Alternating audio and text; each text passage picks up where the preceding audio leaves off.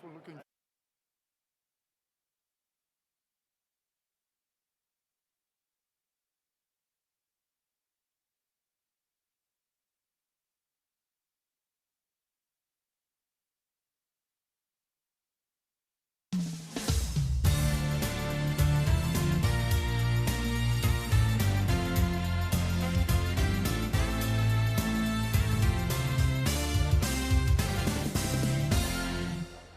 It's becoming bigger and bigger. Welcome, dear audience. Now we have the presentation about ideal electrolysis for green hydrogen at scale. So we get the president and CEO of AquaHydrex, and I would like to come Stephen Kloos on stage. Please give him a applause. Advance this.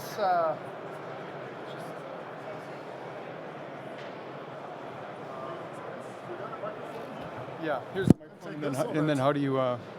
This is forward, backwards. Okay.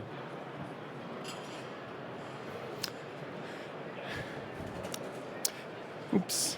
Yeah, hello, I'm Steve Kloos. I'm the CEO of AquaHydrex, and I'm thrilled to be able to be here, and thanks for attending.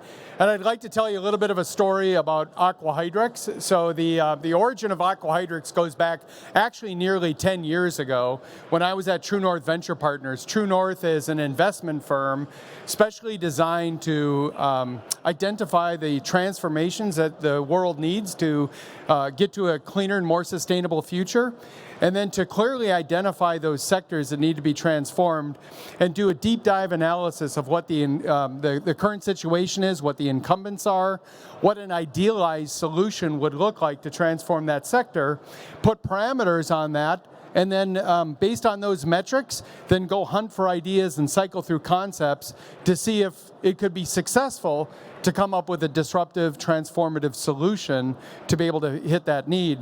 Oftentimes it isn't, but sometimes it is. I was at True North 10 years ago, and the head of True North, Mike Ahern, and we recognized two things.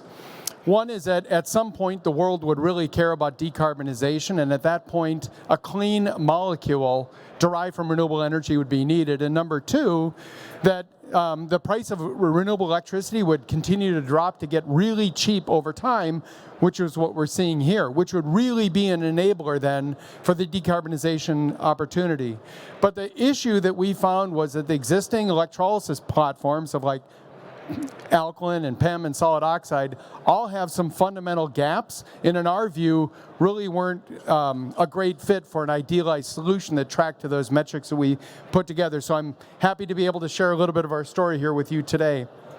And so really AquaHydrex was formed in that attempt about 9 years ago actually, to try to achieve that idealized platform. And what we've done is really a clean sheet redesign of water electrolysis, picking alkaline to create an idealized platform for green hydrogen at scale. And our mission is to be a big deal in this new industry that's forming.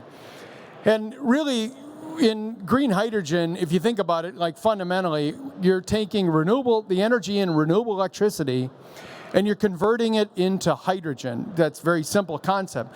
But if you think of it that way, it's the energy in the renewables that you're turning into energy in a molecule, hydrogen. And anytime you do an energy transformation, that end product is always going to be more expensive than the feed material. So the hydrogen is always going to be more expensive than the renewable energy. It's just the way a transformation goes. It takes something.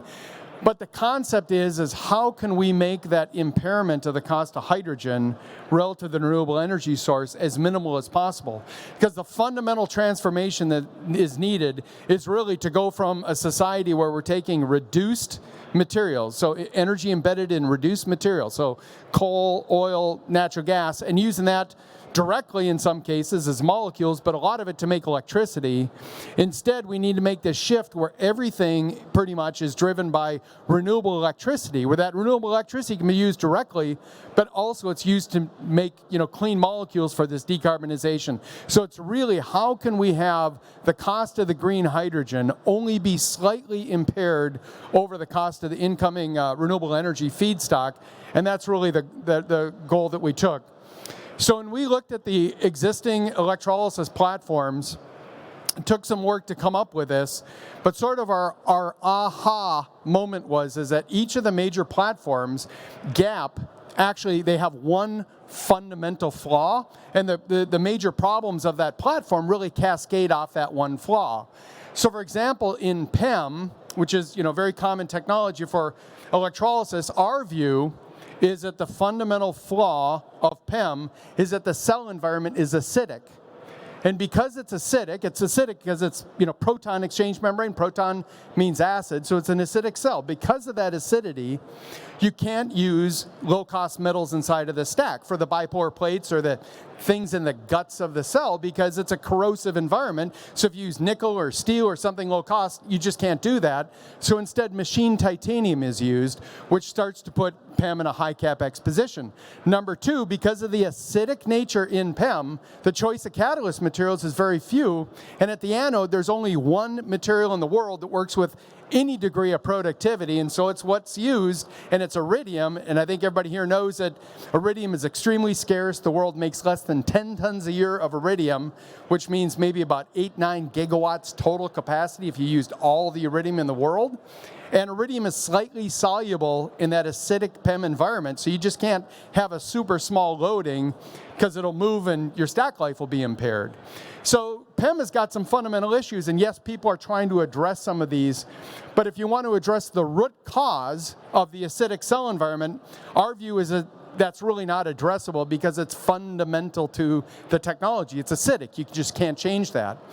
And so in the alkaline area, in the alkaline technology, which has got a lot of problems because you got these shunt currents where there could be of this flowing electrolyte, and because of that you have these shunt currents which lead to efficiency loss. That's where the current doesn't go through the bipolar plates, but it actually follows the electrolyte path, and that leads to an efficiency loss. You also have these reverse currents when your power is fluctuating and the power into the stack comes down. You got cells that flow backwards. Your cathodes become anodes, your anodes get reduced to become cathodes, they get destroyed, so that can't happen.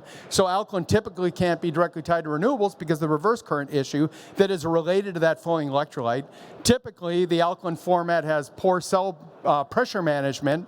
It's H2O, so when you form, if you jack up current density quickly, you get an increase in current density, but you get twice as much hydrogen as you do oxygen. That leads to a pressure imbalance. That's another reason why alkaline has a very difficult time directly tying to renewables. So our aha moment was these fundamental problems of alkaline are all a consequence of the flowing electrolyte loop. So it's because of the flowing electrolyte loop that you've got these issues in alkaline. So when we looked at these platforms, we said that you can't fundamentally change the PEM because that's an acidic cell. You just can't change that it's acidic. And the other platforms, we didn't feel there was an opportunity to design out fundamentally the core problem with that platform. But when we looked at alkaline, we said, that alkaline of that flowing electrolyte loop, perhaps there's a way through re-engineering you could design that out. And if you did, you wouldn't have shunt currents, you wouldn't have reverse currents.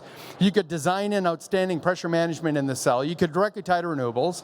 And there's no fundamental reason why alkaline has to have such poor performance. There is no reason why alkaline can't have as good or better performance than PEM. It's just currently limited in the existing situation.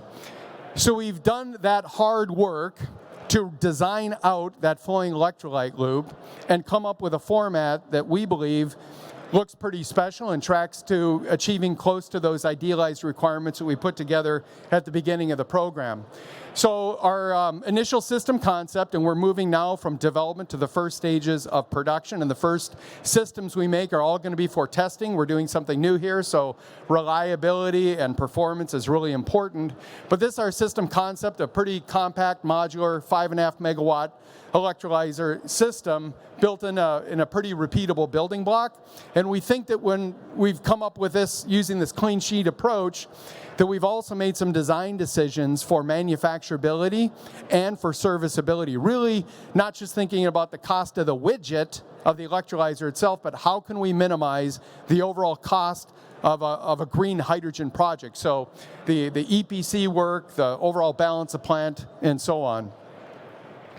And when we check it up against the traditional metrics here for electrolysis, both at the performance metrics as well as the overall cost metrics, where alkaline does really good on cost, but it suffers in some of the other areas, and PEM does really good on performance, generally speaking, and footprint, but it suffers on this cost, and it's also got this iridium issue. We think that we've been able to achieve really kind of the blend of both worlds, the best of both worlds.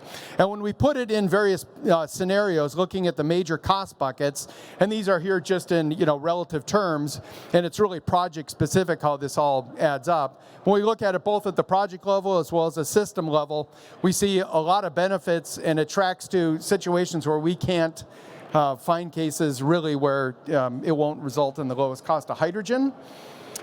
We've built a pretty strong team. We've been able to pull some people from some pretty decent sized companies, building really a team for this next phase, which is really this commercialization phase, which is going to be a lot of work and there's a lot of risk with it, but we think we're trying to address this head on. I will mention Mike Ahern, so he's the head of True North Venture Partners.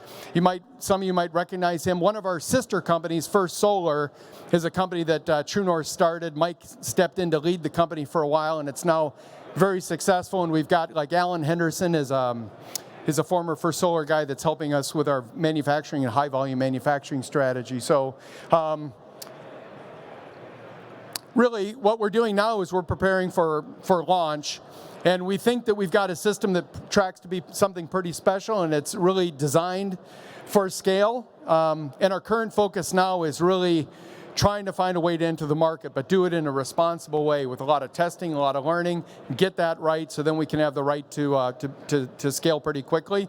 So myself, Dave Gurl, our VP of Product Management, and Sam Morton are here at the event, and we'd love to chat with you. Learn more about you and share some more about us. So thank you very much.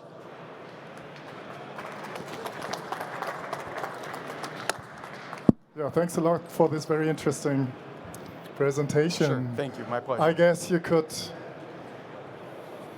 have a full day and it would be still interesting. Yeah, absolutely. Yep, it's exciting stuff, fun. And we have a lot to do, but exciting so far. So do you have a booth? I have only this hall here, or where can people find you?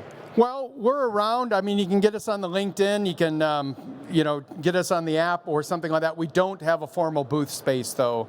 Unfortunately, we're still here. We choose to more meet people than have them come to us. So Stephen Kloos, you can find him in the program. Yeah. And give him an applause for this great presentation. Thank you. Appreciate it. Thank you so much. Thanks a lot. Yeah.